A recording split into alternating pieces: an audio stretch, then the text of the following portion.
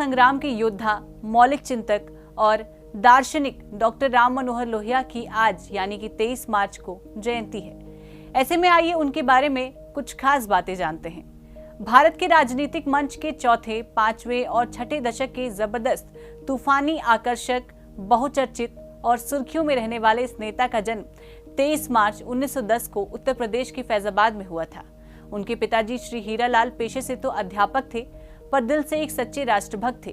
2.5 साल की उम्र में ही लोहिया जी की मां चंद्रा देवी का देहांत हो गया था। उन्हें पालने वाली उनकी दादी और परिवार की एक नाइन थी। पिता गांधी भक्त थे, जिसकी वजह से गांधी जी के व्यक्तित्व का उन पर गहरा असर हुआ, जिसके चलते पिताजी के साथ 1918 में अहमदाबाद कांग्रेस अधिवेशन में लोहिया जी शामिल रहे। बनारस से इंटरमीडिएट और कोलकाता से स्नातक तक की पढ़ाई करने के बाद उन्हें उच्च शिक्षा के लिए लंदन के स्थान पर बर्लिन का चुनाव किया। जर्मनी में 4 साल पढ़ाई की और फिर स्वदेश लौटे।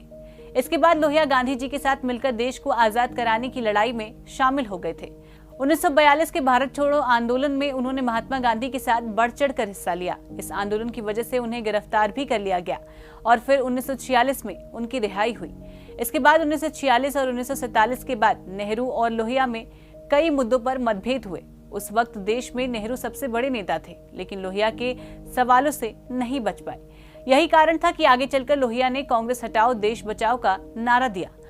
लोहिया युवा अवस्था में थे तो भारतीय राजनीति की 2 प्रेरणा स्रोत थे, एक गांधी और दूसरे मार्क्स।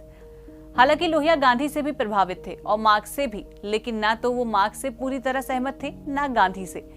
उन्होंने खुद कहा था, ना मैं मार्क्सवादी हूं और ना मार्क्सवाद का विरोधी, वैसे ही ना मैं गांधीवादी हूं ना गांधीवाद का विरोधी। राम मनोहर लोहिया ने साल 1934 में कांग्रेस सोशलिस्ट पार्टी की स्थापना की थी। साल 1936 में राम मनोहर लोहिया को कांग्रेस कमेटी के सचिव बनाया गया था। राम मनोहर लोहिया जी ने यूरोप में यूरोपीय संघ का आयोजन किया था। राम मनोहर लोहिया ने गुलाम भारत को आजाद करवाने के लिए भी देश के एक महान स्वतंत्रता सेनानी के रूप में काम किया।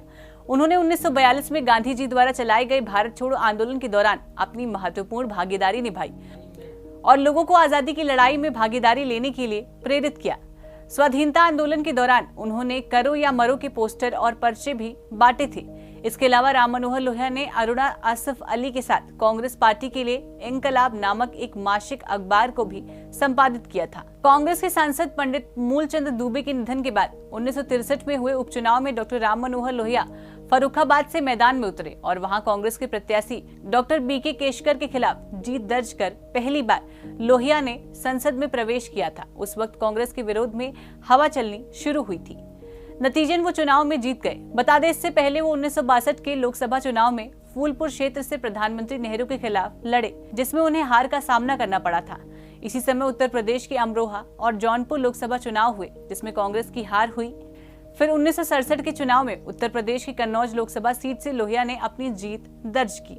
राम मनोहर लोहिया ने 12 अक्टूबर 1967 में नई दिल्ली के विलिंगडन हॉस्पिटल में अपनी आखिरी सांस ली। यह हॉस्पिटल वर्तमान में लोहिया अस्पताल के नाम से जाना जाता है।